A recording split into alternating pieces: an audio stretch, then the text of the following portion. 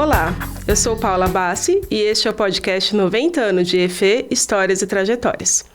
Vamos relembrar momentos da nossa escola e saber como estão os ex-alunos hoje. Neste episódio, recebemos o renomado pesquisador na área de Educação Física e Saúde, Eduardo Cocubum. Atualmente, ele é professor titular da Unesp, onde já ocupou o cargo de vice-reitor e pró-reitor de pós-graduação. Formado em 1979 pela EFE, é mestre e doutor pela USP e livre-docente pela Unesp. Professor, muito obrigado por ter aceitado nosso convite e seja bem-vindo ao nosso podcast. Muito obrigado pela oportunidade, é uma oportunidade excepcional, fico muito honrado com o convite que a EFE me fez. Obrigada a você pela presença, então vamos começar assim, conta pra gente o que te motivou a escolher a Educação Física como carreira. Na verdade, acho que é uma trajetória muito parecida com, pelo menos, alguns dos colegas que eu tive, né? Eu era esportista, nadador, eu era nadador de campeonato brasileiro, né? E aí eu treinava natação e estudava, né, natação também. Aí, na época do vestibular, aproximadamente na época do vestibular, um professor da EFE veio fazer testes no clube, né? O professor já não está mais aí, né? Mas ele veio fazer testes físicos e isso aumentou o interesse pela área, né? Mas aí um teste vocacional mostrou que era melhor eu fazer algum curso de exatas e lá fui eu fazer engenharia.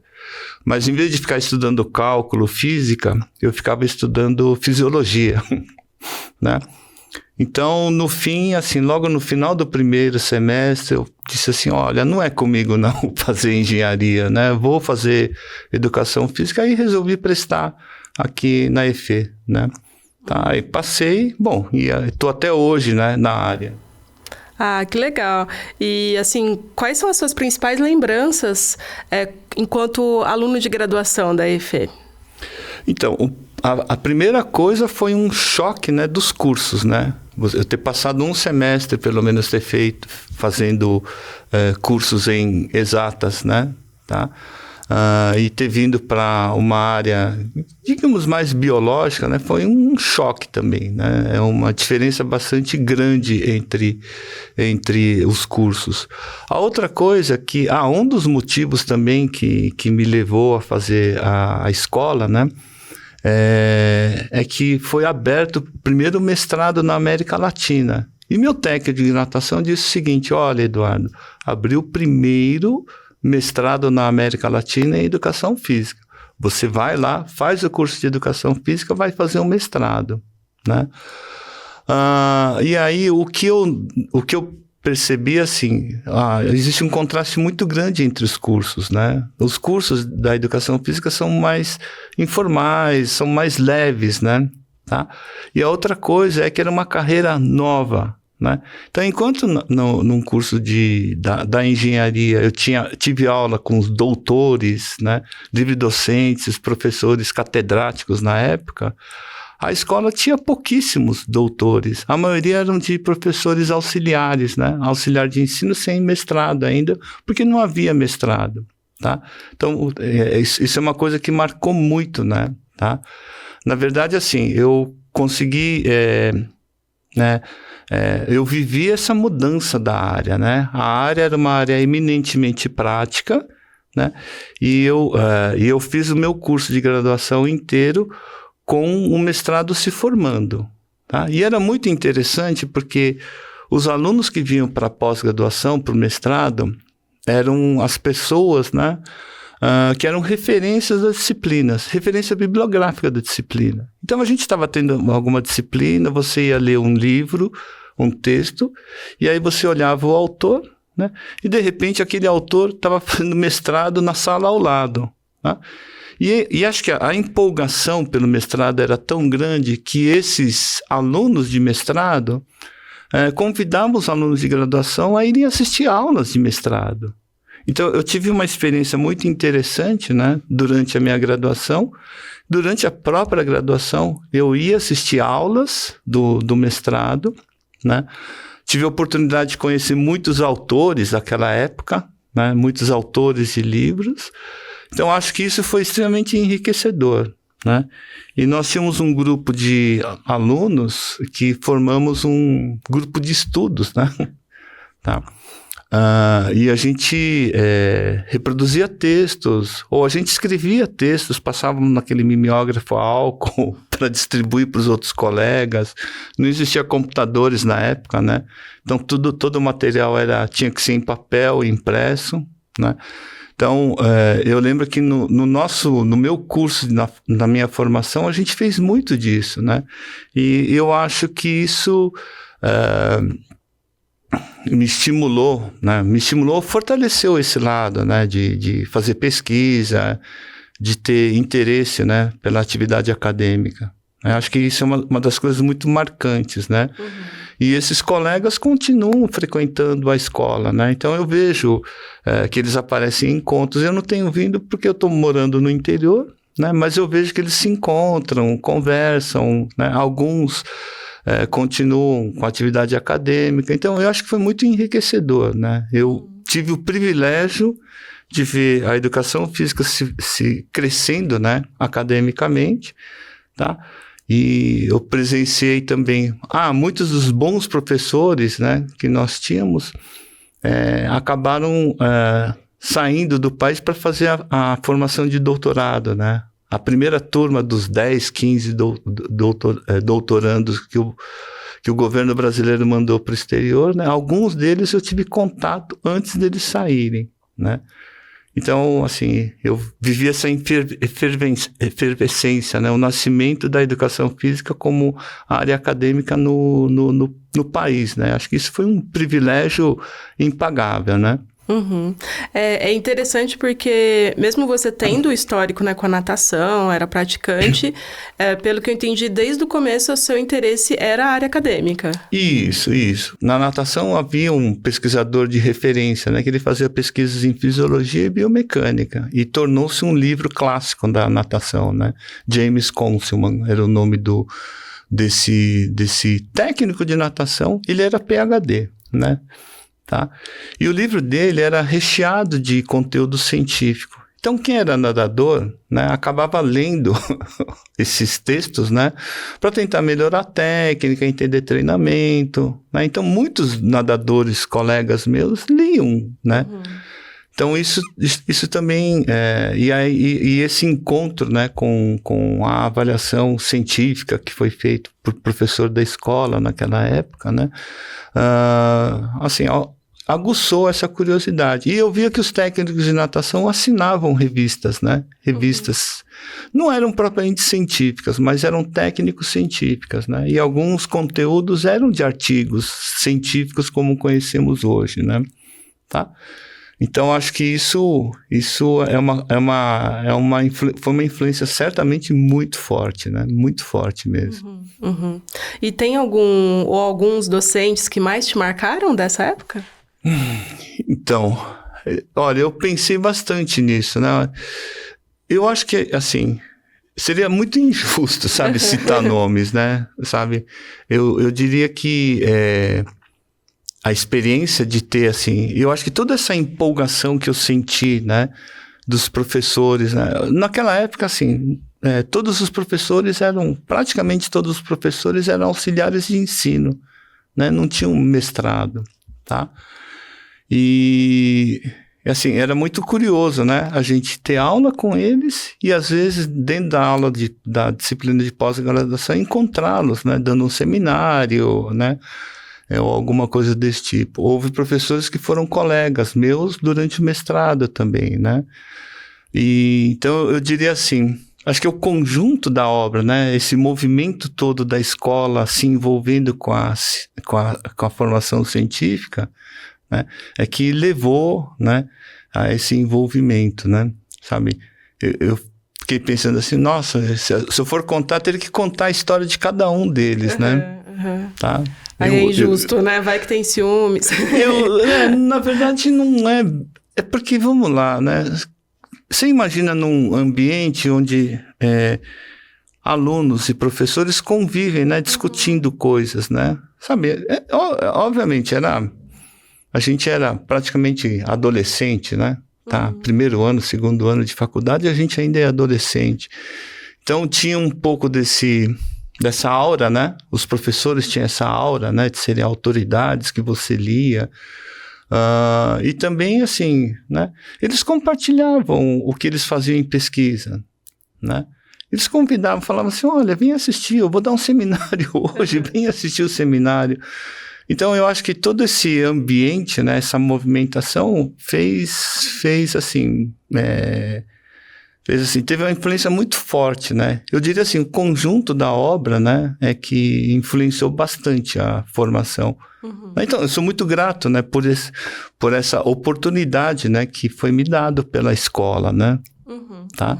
É muito difícil mencionar, eu fiquei pensando... Nomes específicos. Eu posso pensar na contribuição de um, de outro, do específico de cada um, né? Cada conversa que eu tive aqui na escola ou depois com a atividade profissional, né? Tá? É muito difícil. É complicado. É muito difícil. São muitas pessoas importantes. São muitas pessoas importantes. Né? E você mesmo foi professor nos primeiros anos? Sim, eu fiquei... eu terminei a graduação, na época a graduação levava 3 anos e havia só licenciatura, tá?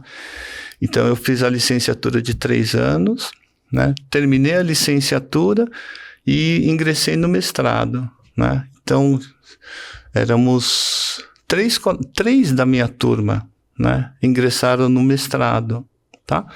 E foi a primeira vez que algum recém-graduado ingressou no mestrado, né? A gente até ouviu, né? Ouviu assim um certo preconceito, né? Tá? Mas assim, porque até então todos que entraram no mestrado já tinham a carreira, já estavam formados há algum tempo, né? E foi a primeira vez que 3, né, recém-graduados começavam a fazer o mestrado.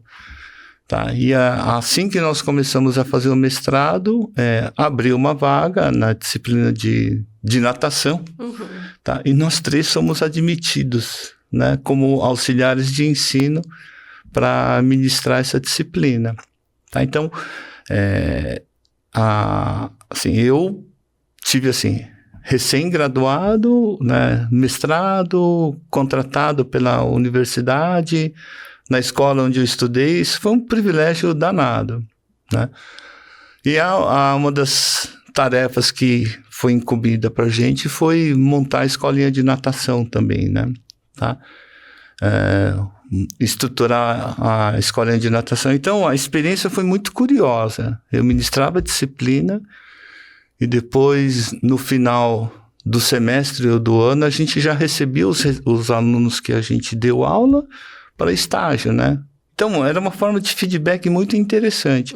Será que o conteúdo que a gente ministrou foi importante? Será que fez diferença na formação dos alunos, né? Então, eu acho que toda essa experiência foi muito, muito interessante, né? Muito interessante, foi muito enriquecedor, né? Tá? Para minha carreira foi fundamental. E a escolinha de natação tá aí ativa até hoje. Isso, né? Isso, está até hoje. Até hoje, é um projeto muito importante para a escola. Isso. Eu acho que assim, é uma oportunidade impagável, né? É impagável. Né? Com certeza. E aí, em 86, você foi para a Unesp, né? Como foi essa transição da USP para a Unesp Rio Claro? Então, a Unesp começou a Unesp em 84, né, com o curso de graduação, tá? E aí eu fui convidado a fazer parte do quadro, né? Eu fui uma primeira vez, né? Eu quase fui desistir, né? Já era uma época que eu tava fazendo, já tinha concluído o mestrado, eu tinha começado o doutorado, eu achava que eu tinha que me fortalecer no doutorado. E eu fazia o doutorado aqui no ICB, em Fisiologia, né? Porque a escola ainda não tinha mestrado, tá? E aí, esse processo é uma coisa interessante também. Antes de fazer o doutorado, eu comecei a pensar, né? O que eu devo buscar na minha formação de doutorado para poder trazer uma contribuição para a minha área de origem, que seria educação física, né? Tá? Então, isso me levou a fazer muitas reflexões do que é a caracterização da área, né? Qual o papel da educação física na sociedade, que tipo de conhecimento nós temos que ter, tá? Então, houve muito disso, né? E quando eu fui convidado para ir para a Unesp, lá em Rio Claro, o primeiro convite veio num momento que ainda estava me estruturando no doutorado, né? E depois veio um segundo convite, né? Como eu fazia em fisiologia, houve o convite para eu assumir a fisiologia do exercício lá em Rio Claro. E, assim, havia a perspectiva de criar um curso de mestrado por lá também, né? Então, eu acabei me envolvendo por isso, né? Sabe? Um novo desafio, né? Não é um desafio tão fácil, não, né? Sabe? Assim, nasci em São Paulo, cresci em São Paulo, não saí de casa praticamente até encerrar, né? O mestrado, né? Eu mudei aqui para proximidade da escola, mas assim, na época que eu já estava mudando para lá, mas porque tive bastante envolvimento com a escola, né, e com o próprio doutorado. Não é uma decisão muito fácil, não. Imagina. Tá? Mas assim, era um desafio, né, que eu resolvi enfrentar, né? Tá? E eu acho que é uma experiência fantástica, né? Então, eu me envolvi com a criação do curso, tá? Já estava no terceiro ano, mas era assim, né? Tinha todo esse movimento para aperfeiçoar o curso e tudo mais. Criar um departamento, né? Fazer parte do departamento, tá? E é uma época também que havia pouquíssimos doutores, né? Só para você ter uma ideia, lá no departamento em Rio Claro havia apenas um doutor, né? E havia 10 no Brasil, né? E eu era um doutorando, né? Então, assim, envolver com essa construção foi uma coisa interessante, tá? E muito vem, obviamente, da própria formação aqui, né? De toda essa efervescência de criar uma área, né, de um mestrado. Eu acho que isso assim, me deixou com aquele sentimento assim, eu acho que dá para eu tentar fazer isso, levar essa experiência, né, tá? Então, isso é o que uma das razões, né, tá, que me levou a aceitar o desafio de criar um curso, tá? E chegando lá, após as primeiras turmas, vieram aquelas demandas, vamos criar um mestrado. Eu não era nem doutor ainda, me envolvi com a criação do mestrado, levamos um balde de água fria, né? Porque imagina, né? Um curso recém-criado, sem muita tradição, né? A gente apanhou bastante, né? Mas esses tombos que a gente vai levando, vai te ensinando a construir coisas, né? Com mais cuidado, né? Enfim, acabou saindo o mestrado, depois a gente conseguiu criar o doutorado, né? Mas por um bom tempo continuei vindo para cá, mantendo interação com os professores daqui, cheguei a dar aula na pós-graduação aqui, né? Sabe? O vínculo é um vínculo que não se rompeu de vez, né? Sabe? Até hoje eu mantenho vínculo com a escola, obviamente, né? Sim, sim. A gente costuma dizer, uma vez a EFE, sempre a EFE, né? Isso. Na verdade, não era EFE, era EFUSP. EFUSP. Não tinha o esporte, né? É verdade, é verdade. E você comentou, né, um pouco sobre essa área da fisiologia, né, que sempre foi o seu campo de estudo, mas você também tem vários estudos na relação com a sociedade, com a saúde, né? Então, eu achei isso bastante interessante nos seus trabalhos. Você pode falar um pouco sobre as suas principais linhas de pesquisa? Ok. Minha linha de pesquisa na formação de doutorado foi praticamente metabolismo, né? Tá? Metabolismo. E eu estava mais interessado em entender mecanismos, né, bioquímicos de regulação metabólica, tudo mais, tá? E lá em Rio Claro eu sentia a necessidade de ter coisas mais aplicadas, né? Tá? Então, comecei a me envolver com esportes, tá?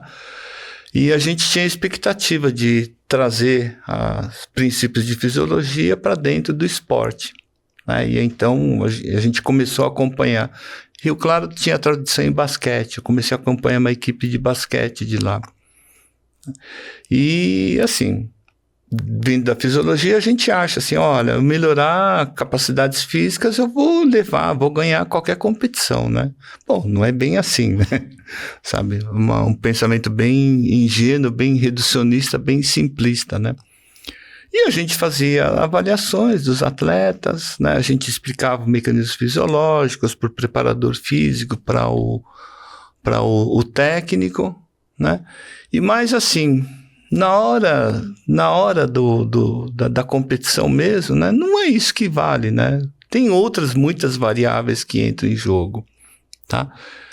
Então, a gente dizia assim, entre os preparadores, né? Entre as equipes técnicas, olha, competição ganha quem errar menos, tá? E é bem isso mesmo, quem errar menos, né? E enquanto estive na escola, eu fiz um curso de reabilitação de cardíacos, que era uma novidade, né? Por causa da fisiologia mesmo, tá? E em uma disciplina de cardio que eu fiz na fisiologia, né? Eu conheci cardiologistas, tá?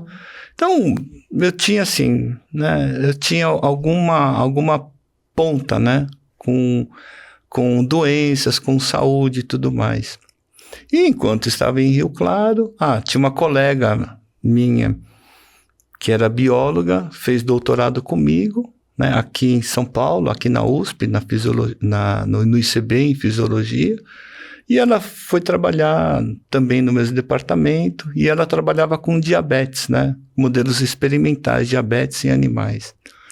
E um dia ela foi procurada pelo posto de saúde, né, para ajudar a orientar pacientes, né, com diabetes que eram atendidos no posto de saúde. Então, para a gente era uma coisa simples, né? Uma coisa simples. Era para ir lá, dar uma palestra, o que é diabetes, como é que o exercício beneficia, tudo mais, tá? E na época, falar em exercício para pessoas doentes era uma aberração, né? Sabe? Mas esse preconceito eu tinha conseguido quebrar com o curso, né, que eu fiz aqui de condicionamento físico para cardíacos. Então a gente foi lá para dar uma palestra. E quando a gente foi dar a palestra, a gente viu que não era conhecimento que as pessoas precisavam. Elas precisavam de oportunidade para fazer exercício, né? Então, assim, no primeiro mês, nós conversamos com a coordenadora do posto de saúde e falamos assim, olha, vamos trazer atividade física para cá, né? Tá? E naquela época falar em exercício era coisa para ser esportista, né? Para você treinar, para ser esportista, levar pódio, né? E uma primeira coisa que a gente teve que fazer é dizer que não, olha, exercício é para pessoas normais, para pessoas comuns, para todo mundo, né? Tá? E a gente começou a fazer isso. Então, aí com isso o envolvimento foi crescendo, né?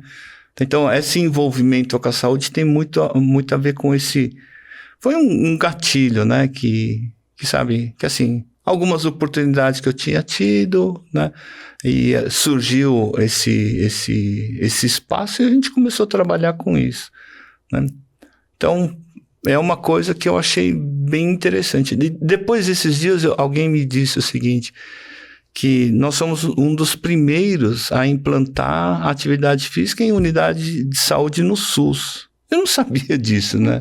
Mas é bem possível mesmo. Se a gente recapitular o momento, não havia muito desse negócio. Começou em que ano esse projeto?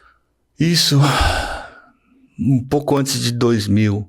Né? Nós estamos com 25, quase 30 anos fazendo isso já. E ainda rola, né? Ainda vai. E agora, assim, o Ministério da Saúde tem incentivado isso, né?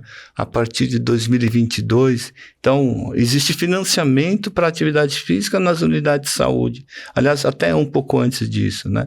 Então, eu acho que, assim, é muito interessante que a gente começou, né? Mas foi uma coisa muito despretensiosa, era para atender uma necessidade local, né? Tá? Mas aí os alunos de mestrado, doutorado se envolveram, tá? A gente começou a conseguir financiamento, né? Financiamento de agências de fomento, financiamento do Ministério da Saúde, do esporte, né? Então, eu acho que foi uma coisa, eu diria assim, foi cuidada, né? Bem cuidada, mas não tinha pretensões muito grandes para isso. Mas funcionou, né? Isso deixa muito satisfeito, né? Ah, que legal. Você tem uma noção de quantas pessoas foram atendidas já por esse projeto? Olha, um levantamento que a gente tinha feito, tinha passado mais de 2.000 pessoas, né? Por levantamento. E a gente conseguiu fazer follow-up de 10 anos, né? Conseguimos pegar pessoas que passaram pelo projeto durante 10 anos, né? Tá, e a gente conseguiu ver que, assim, nesses 10 anos é um tempo relativamente longo, né? Não é muito fácil fazer isso, né? E a gente viu que em 10 anos a gente consegue evitar declínio de aptidão física, né? As coisas que a gente ouve, lê por aí, né? Mas a gente conseguiu, assim, coletar dados, né? Que mostram isso, né? Tá? Isso gerou artigos? Sim, com certeza. Né? Como se chama o projeto, professor? Acho que... Hoje a gente chama de saúde ativa, né? Saúde ativa. Tá? Saúde ativa. A ideia é assim, é que a saúde é uma coisa que não que a pessoa tem que se envolver para fazer, né? Ela tem que buscar, né? Ativamente, né? Não é uma coisa assim que a gente oferece e a pessoa... Não, vamos tentar educar. A ideia do projeto, hoje todo mundo faz isso, né? Mas a ideia do projeto era dar informação, fortalecer relacionamentos, né? Porque o suporte social para você se envolver em atividade física é importante, né? Então a gente proporcionava isso, né? Tá? E vimos, uma das primeiras constatações que nós tivemos é que o tempo de aderência, um dos problemas do exercício é a aderência. A pessoa começa, ela desiste. Tá? E o tempo para metade das pessoas desistirem é cerca de 3 meses, 6 meses, né? Se começou, 50% das pessoas desistem entre o 3º e o 6º mês. E quando a gente fez esse levantamento na nossa saúde ativa, a gente viu que o tempo para metade desistir estava levando 3 anos, 36 meses. Então, foi uma constatação assim, puxa, o projeto funciona, né? Talvez seja muito, assim, relacionada com a realidade do local, do município. É um município de médio porte, né? A gente vai de um lugar para outro no máximo em 20 minutos, né? Tá? Então, talvez essas coisas ajudem, né? Dê mais suporte, né? Para isso, né? Tá, mas é um negócio, é uma coisa que a gente achou que era interessante. Sim, até era uma segunda pergunta que eu ia fazer mesmo, né? Qual que é qual estratégia que você considera mais eficaz justamente para as pessoas conseguirem manter, né? Permanecer na vida ativa, né? Na saúde ativa. Tá, olha, São muitos fatores, né? Sim, na verdade, assim, se você pensar em atividade física, né? A atividade física que você vai fazer pela vida inteira, não é um hábito simples, né? Sabe? Tem que ser um hábito, assim como escovar os dentes. Tá? Escovar os dentes, a gente tem um gatilho. Comeu, a boca tá... Né? A gente tem aquele desconforto na boca, a gente vai, escova e pronto. Resolveu. Em 10 minutos, 5 minutos, a gente resolveu um problema, tá? Não gastamos muito tempo. Fazer atividade física é diferente, né? Eu tenho que me programar, né? Que seja uma caminhada, uma academia, jogar, né? Eu tenho que me programar. Eu tenho que escolher a roupa, tenho que separar um horário, tenho que separar um tempo para eu ir ao local, né? Me deslocar para o local, voltar. Então, o esforço que nós fazemos, a energia que a gente gasta para manter a atividade física é relativamente alto, tá? Então, é uma coisa que, assim, por isso que é muito difícil manter as pessoas, né? Tornar as pessoas começarem uma atividade física e se permanecerem ativas, né? E isso depende muito da própria determinação da pessoa. A pessoa tem que gostar, né? Eu posso pegar e dizer assim, olha, você está com a pressão alta, né? Ou sua glicemia está muito alta, você está com risco de ter uma diabetes, você já está com diabetes, você já está com hipertensão, tá? Isso pode assustar a pessoa e fazer a pessoa começar a fazer atividade física. É um gatilho, tá? Mas isso não garante que a pessoa persista fazendo atividade física. Para fazer uma coisa, para eu persistir num hábito, eu tenho que gostar e tem que ser algo mais natural, né? Sabe? Então, eu tenho que achar, né? Nós, profissionais, temos que achar, né? Motivações, né? Para fazer a pessoa achar algum tipo de motivação que seja mais interna, né? Tá? Para fazer atividade física. Então, relações sociais ajudam, né? E fazer a pessoa gostar de fazer atividade física, isso é o fundamental, né? Sabe? Não adianta a gente pegar e falar assim, olha, faça porque senão você vai morrer, ou você vai ter uma vida com pouca autonomia, né? Tá? Isso não é suficiente, tá? A gente tem que achar aquela razão para a pessoa gostar mesmo, né? Eu acho que isso, e assim, nem todos vão gostar daquilo que eu ofereço. Essa é uma outra realidade, né? A gente tem que reconhecer, assim como gosto para música, para livro, para filme, cada um tem seu gosto, né? Sim, sim. Tá? E uma coisa que é sobre atividade física, né? Para alguém ler um livro, alguém assistir um filme, tá? Um espetáculo de teatro, eu não tenho que dizer assim, olha, né? Se você não fizer isso, você vai morrer. E a gente vende a atividade física com esse argumento, né? Não, tem que ser o contrário. Você tem que gostar e pronto. Sim, sabe? E a gente tem que entender essas motivações, né? E também se a pessoa não quiser, né, eu vou tentar convencê-lo, né? Mas não será a força, né? Tá? E é um hábito custoso, tá? O livro eu começo a ler, eu largo, né? Sabe, e pronto, né? Eu me diverti, sabe? E depois eu pego um outro livro, começo a ler outro livro. Mas a atividade física eu tenho que fazer todo dia, todo dia, todo dia, todo dia, todo dia. É difícil, né? Tá? E eu tenho que reconhecer que existe essa dificuldade. Aí vocês adotam essa filosofia no Saúde Ativa? Isso, na verdade existe uma teoria que é chamada teoria da autodeterminação, né? Sabe? Que são... os motivos as motivações que me levam a fazer alguma coisa pode ser externa, né? O médico dizendo faça, tá? Que é uma motivação externa. Ou se você não fizer, você vai morrer. Então, não é um motivo meu intrínseco. Aí tem um outro lá da história que assim, eu gosto de fazer isso. Né? Ou isso faz parte do meu dia a dia, né? Sabe, que é mais interno, né? Eu não preciso de nada externo. A gente tenta internalizar a motivação, tá? Sim. É isso que a gente faz. A gente usa, né? Não é bem um segredo, né? Mas assim, as coisas que eu escolho fazer, eu faço melhor, né? Sabe, acho que, né? Então acho que essa visão é que permeia a nossa atividade, né? Sim.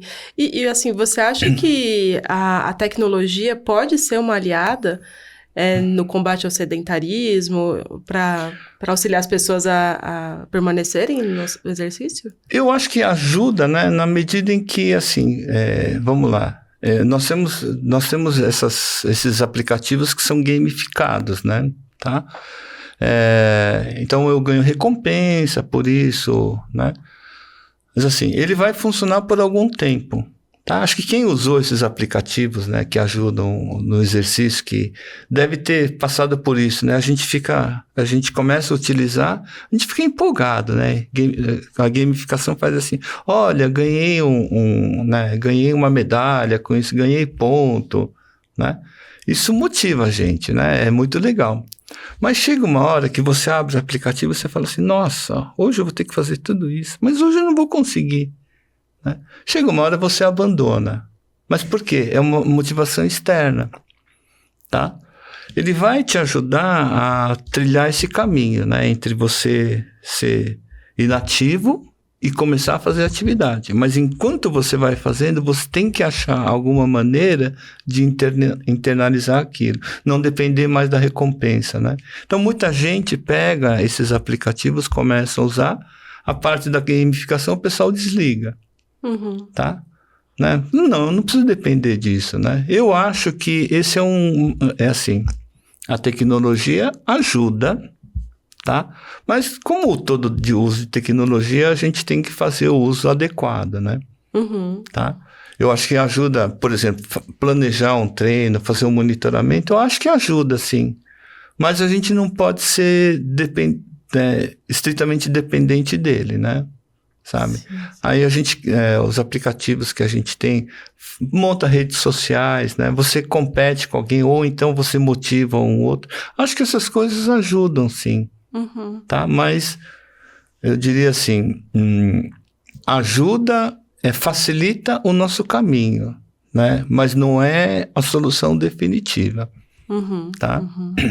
É um motivador para a pessoa começar, né? Isso, olha, a tecnologia, as TICs nos ajudam, poupam um bocado de tempo em várias coisas, né? Sei lá, hoje a gente está falando muito de inteligência artificial, sobre os riscos, benefícios, né? A inteligência artificial poupa tempo para a gente em várias coisas, né? Um exemplo, vou dar um exemplo. Na hora de preparar um ofício, né? Na hora de preparar um ofício, a gente tem que pegar e digitar ali. Ilustríssimo senhor, professor, doutor, não sei o quê, muito digno, não sei o quê, de tal instituição, venho pelo presente, solicitar por meio dessa, nesses termos. Tudo isso é automático, né? Sabe? Eu não preciso pensar. Existe um trechinho só que é a essência de uma comunicação como essa, né? A inteligência artificial consegue fazer esse preâmbulo e essa despedida, né? Esses agradecimentos. Vamos usar para isso. Pouco tempo, né? Tá? Eu não tenho que ficar gastando 15 minutos para formatar um ofício, por exemplo. Tá? Mas ele não vai substituir a comunicação ou a essência da mensagem, né? Tá? E eu acho que para nossa área também, né? Existem muitas coisas que a gente vai conseguir enxergar mais rápido, perceber mais rapidamente, tá? Acho que nesse sentido sim, né? É um instrumento e que, assim, na verdade, a tecnologia é um instrumento que nós vamos ter que instruir a tecnologia para fazer o serviço que nós temos consciência de que ele tem que fazer. Tá? Eu acho que é um instrumento mesmo, né? Nós vamos usar e nós vamos dizer, por exemplo, para a inteligência artificial, eu quero isto aqui, né? Não adianta pegar e jogar um problema, resolva um problema para mim e esperar que a tecnologia resolva. Não, existe também todo o trabalho que nós precisamos fazer, né? E isso é insubstituível.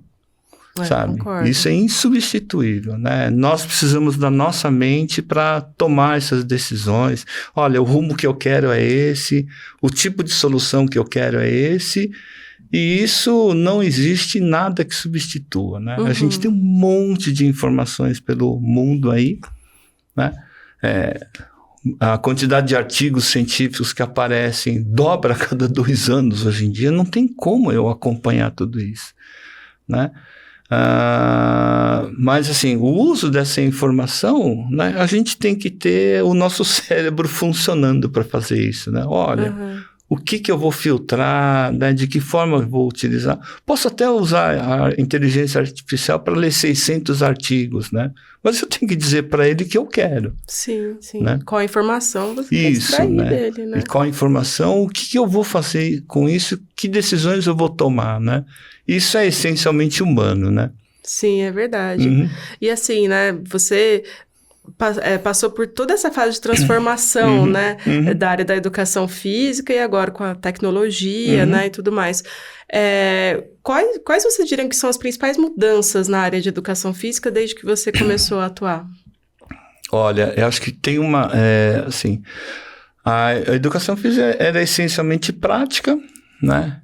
Essencialmente ou exclusivamente prática. Nós temos teoria funcionando por trás disso, tá? A área cresceu muito, né? Mas eu acho ainda que, assim, bom, eu já fui coordenador de pós-graduação na CAPES, né, tá? E a gente tinha essa visão, né, do desenvolvimento da área, né? Cientificamente, a área se desenvolveu muito, muito, tá? E existe um dado que é bem interessante, né? Quando a gente faz recortes das diferentes áreas de conhecimento, da produção intelectual, eu vou pegar o recorte do Sport Science, ciências do esporte, tá? Se eu olhar a posição que o Brasil ocupa em Sport Science, é um dos 10 países que mais produz, tá? E o Brasil, na ciência de uma forma geral, é 15º, 16º, 17º. Então, em posição, nós estamos mais avançados no país do que em outras áreas, tá? Então, nós temos uma reputação muito importante. Mas, assim, existe um gap muito grande entre esse conhecimento e a forma como chega na sociedade, sabe? Eu acho que esse é um gap relativamente grande que nós temos, né? A gente ainda tem que conseguir fazer com que esse conhecimento acadêmico chegue à sociedade, à população de uma forma geral, tá? A gente tem um ambiente bastante favorável, porque na época que eu entrei no mercado de trabalho, né, atividade física, exercício era somente para esportistas, era para minorias, né, para os poucos os 200, 260 brasileiros, dos 300 brasileiros que chegaram à Olimpíada, né? E a gente sabe que a maioria das pessoas não vai chegar a isso, né? Tá? Então, aqui na escola, eu tinha um projeto de treinamento de natação para a comunidade universitária, né? E aí era uma equipe, né? Não para ser competitiva. O pessoal treinava 2.000, 3.000 metros por dia, no horário de almoço na piscina da escola, e nenhum deles seria medalhista. Eles estavam lá simplesmente porque queriam fazer algum tipo de exercício, né? E esse tipo de coisa não existia, né? Instalações esportivas em clubes, né? Era assim, olha, tem um horário destinado para equipe e ninguém entra aqui, nem sócio entra, né? Tá? E a gente tem conflitos até hoje por conta disso. E hoje não, né? As pessoas saem, colocam tênis, saem andando na rua, fazendo caminhada, pegam uma bicicleta, né? Então, o esporte, a atividade física virou para todos mesmo, né? Tá? Houve campanhas esporte para todos, né? Mas, campanha do Mexa, assim, mas ele nunca chegou a ser tão abrangente como hoje, né? Então, eu acho que a sociedade se transformou, tá? E acho que a área, né, tem muito a fazer, né? Porque nós temos mais espaço, né? Tá? Mas eu acho que a gente ainda está faltando a gente conseguir entregar um pouco desse, né, avanço que nós tivemos, né, acadêmico para a sociedade, né? Eu acho que essa questão da divulgação acadêmica, essa dificuldade, esse desafio, né, vamos colocar assim, de divulgação acadêmica, não é exclusivo da educação física, né? Acho que em todas as áreas existe essa barreira, né? Isso. Existem vários mitos que existem por aí que a gente tem que desmontar, né? Tá? Mas, assim, os mitos que existem na área não são tão nocivos, né, para a sociedade, né? Sabe, talvez por isso a gente nem dê muita importância, sabe? Mas a gente deveria sim. Deveria sim, porque a gente tem uma boa interlocução, né? As pessoas estão sensíveis a falar sobre atividade física, né? Sobre exercício, né? As pessoas ganharam um pouco mais de cultura, de conhecimento, né? A gente tem que impulsionar isso, eu acho, né? Com certeza, com certeza. E para você, qual que é o maior desafio para fazer pesquisa na área de educação física?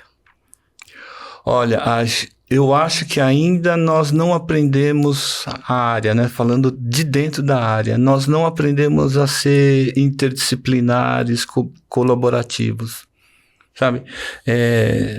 Eu fui pró-reitor de pós-graduação, vice-reitor, e a gente acaba, e mesmo na CAPES, a gente acaba tendo uma visão de todas as áreas, né?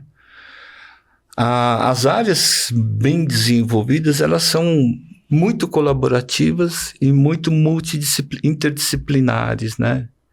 Eu acho que nós ainda temos um pouco dessa preocupação com a reserva de mercado, né? Sabe? Ou, né, assim, uma outra característica da área, né? Certa vez, em conversa de pró-reitores, tá? Pró-reitores de outra área chegaram para mim e falaram assim: Eduardo, por que a educação física briga tanto? Briga tanto, né? Internamente, né? A gente sabe de vários conflitos que existem por aí, né? Aí eu acho que uma das características é que muitos de nós somos oriundos do esporte, nós somos competitivos. Tá? Faz sentido. Então, um pouco disso acho que nós temos, né? Nós temos, né? E como a área ainda é relativamente nova, né? Não é tão antiga, ainda é relativamente nova, ainda acho que existe ainda uma disputa, né, por espaços, né? Tá? E então, a gente não tem muita, assim, comparativamente a outras áreas, a gente tem menos colaborações e somos menos interdisciplinares, sabe? Eu acho que esse é um desafio grande ainda, né? Buscar outras áreas, porque muitas vezes a gente ouve numa conversa assim: nossa, mas qual o espaço que outra área vai ter dentro da nossa? Muitas, mas muitas mesmo, né? Então, eu acho que nós precisamos aprender a ouvir, fazer interlocuções com outras áreas, fazer coisas que são diferentes do que nós fazemos, né? E isso vai demandar esforço. Né? Eu vou ter que enfrentar coisas que são desconhecidas, eu vou enfrentar coisas para qual eu não tive preparo, né? Eu tenho que ter humildade de pegar e falar assim: olha, me ajuda, porque isso eu não conheço, né? Sabe? Eu acho que eu vejo que isso é um gargalo muito grande, né? A colaboração dentro da área e com outras áreas precisa ser mais ampliada, né? As instituições que são mais maduras dentro da área fazem isso muito bem, tá?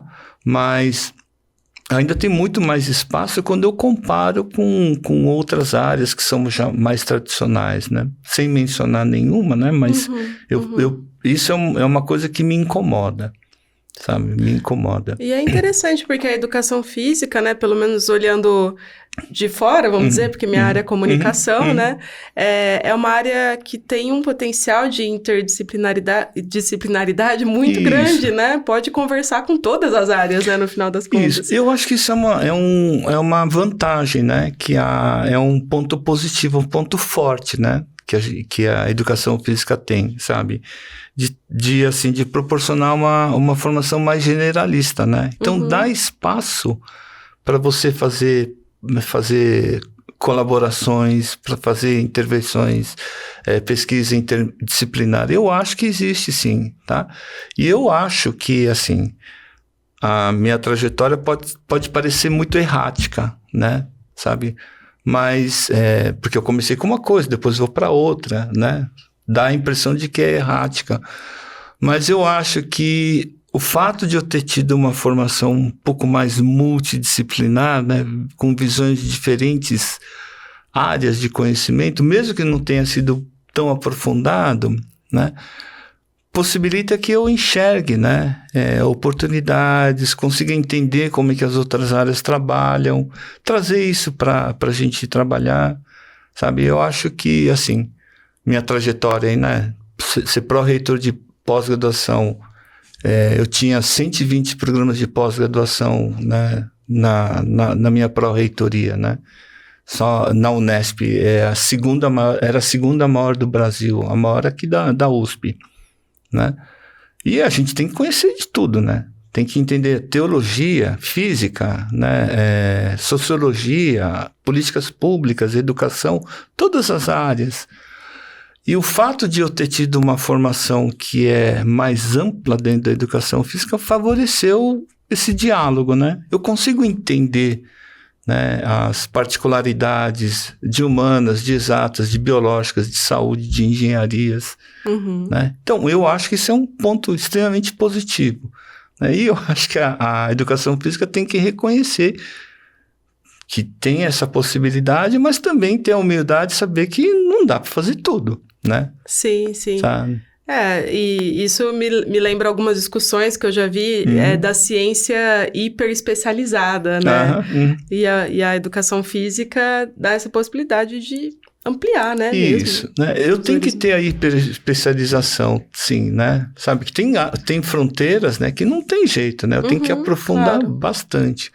Mas eu acho que, assim, trabalhar com áreas muito diversas, né? Dá um plus, dá uma possibilidade de deslanchar muito grande, né? Muito grande mesmo.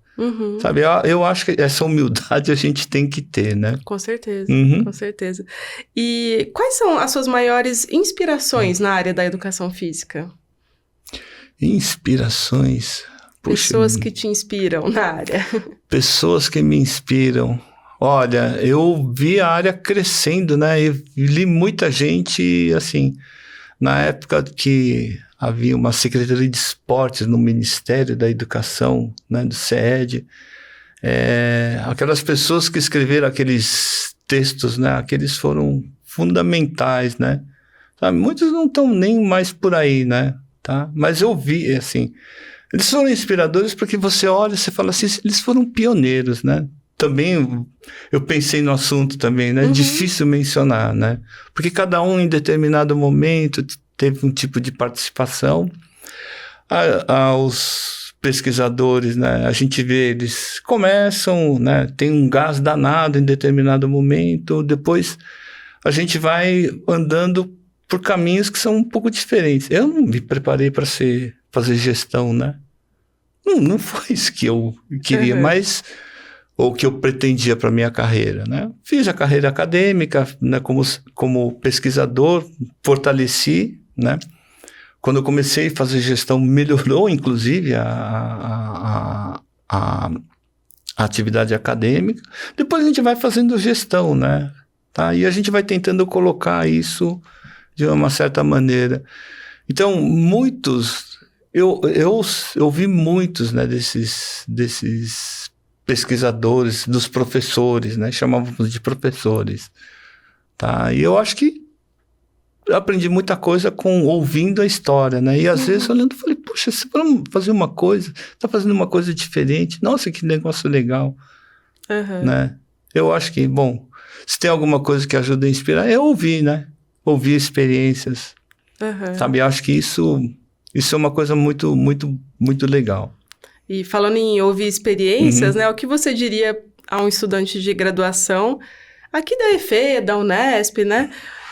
Ou de outras universidades, que ainda tem aí toda a sua carreira pela frente. O que você diria para esse estudante de graduação? Olha, a carreira assim, tem muitos desafios, né? Não é tão simples, não, como qualquer outra carreira, né?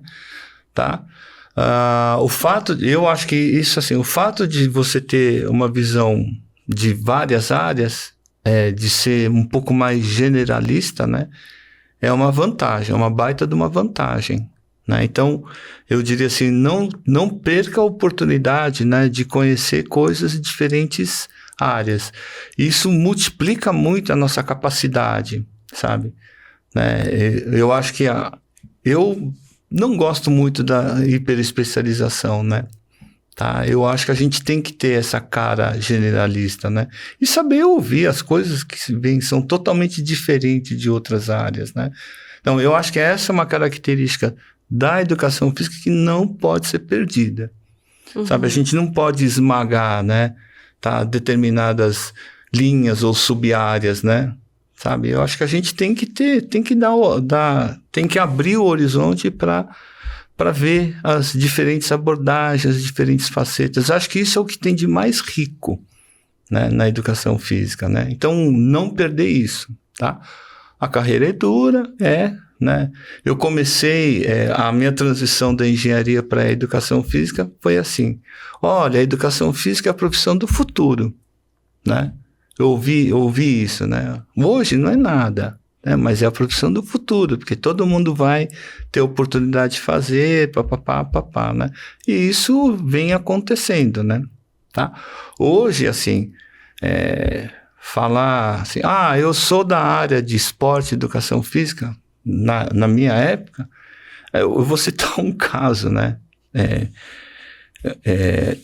Um professor que eu tive, né, eu disse para ele, assim, um professor de área básica, eu disse assim, olha, eu queria fazer pós-graduação em fisiologia, né? Aí o cara olhou para mim e falou assim, meu amigo, né, essas coisas não são para vocês. Aquilo lá é uma coisa que até hoje dói. Uhum. Mas, obviamente, ele estava errado, né, professor? Estava errado, né? Obviamente. Então, assim, eu acho que nós temos essa capacidade, né? Uhum. Tá? E a gente ter esse horizonte aberto, né?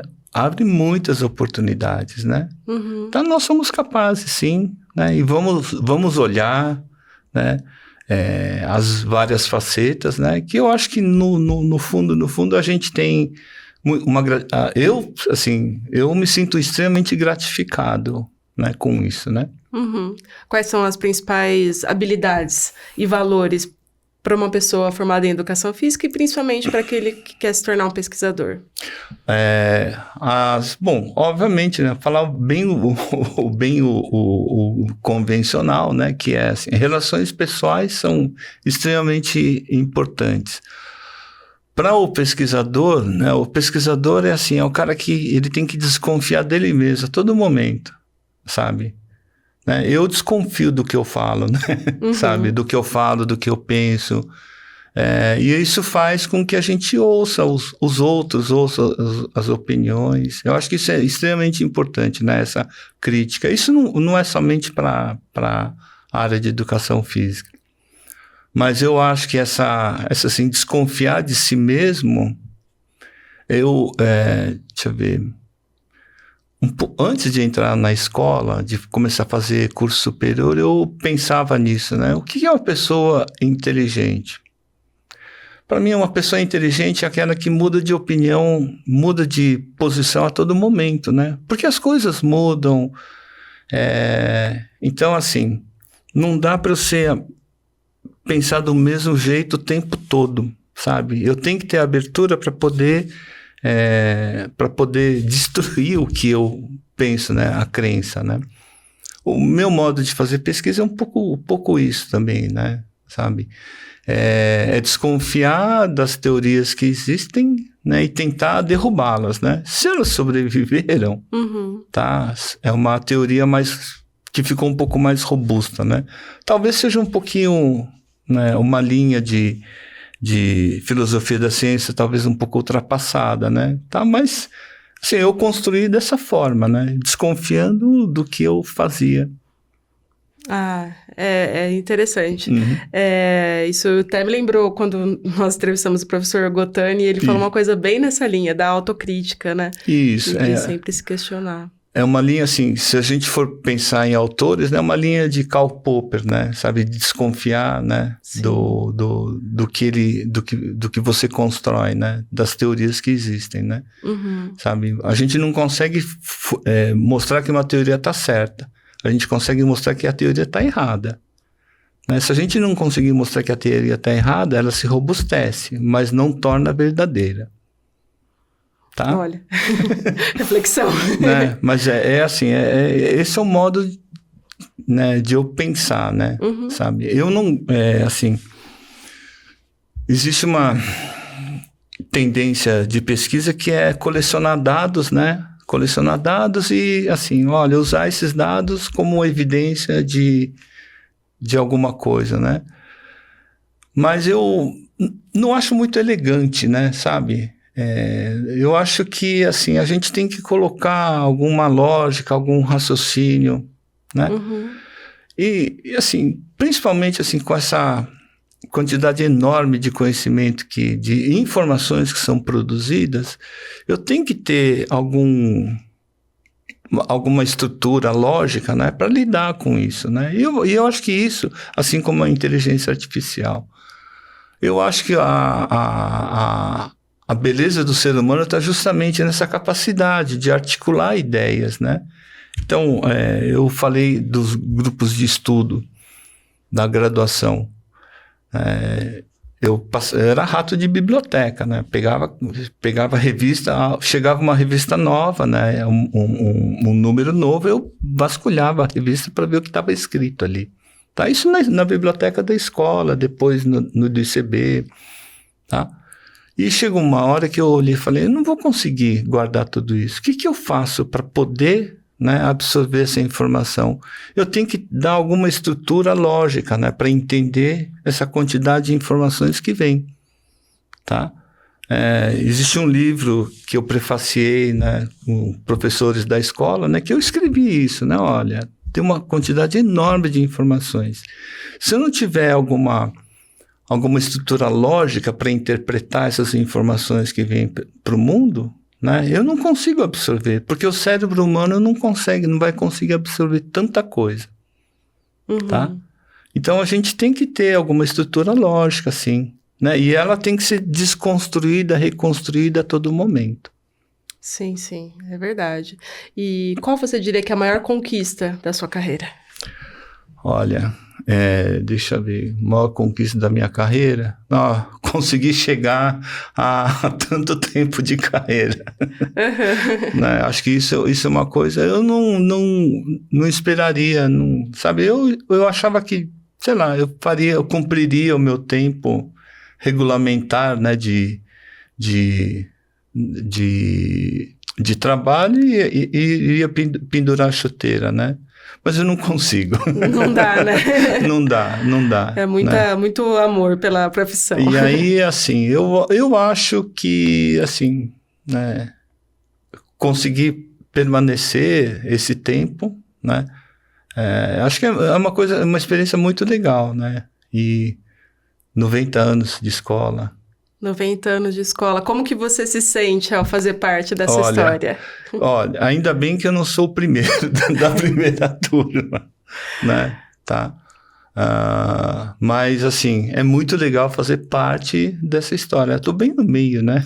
Sabe? Tô bem no meio, né? Uns 45 anos. Eu não sei nem que turma que eu fui. Não sei se isso foi contabilizado. Tá? Mas é uma experiência, assim, muito legal. E eu vi a escola, depois que saiu do Ibirapuera, veio para cá, né? Sabe? Então, a primeira turma que tinha passado por aqui tinha terminado, né, com as instalações aqui. Hoje a instalação está totalmente diferente, né? Tá? Mas, assim, ver essa transformação, toda essa muvuca, toda essa movimentação, né? Que a área se movimentou muito rapidamente, eu me sinto um privilegiado, né, de ter testemunhado isso, né, se é que eu posso dizer isso, né.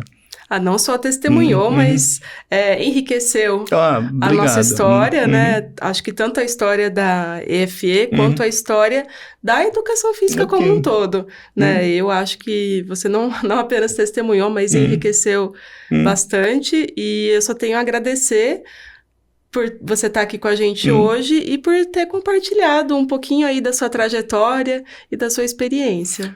Eu que agradeço, porque eu sinto a necessidade mesmo de contar, né? Contar isso, né? Contar isso, sabe? Porque são experiências que a gente não vai deixar registrado em lugar nenhum, né? Agora está registrado. Então, muito obrigado pela oportunidade. E nós agradecemos também aos ouvintes que estiveram conosco. Este programa foi feito por meio de uma parceria entre a Escola de Educação Física e Esporte e o Estúdio Multimeios da USP. Os episódios do podcast 90 anos de EFE, Histórias e Trajetórias estão disponíveis no canal EFE USP Oficial do YouTube e nas principais plataformas de podcast. Até o próximo episódio.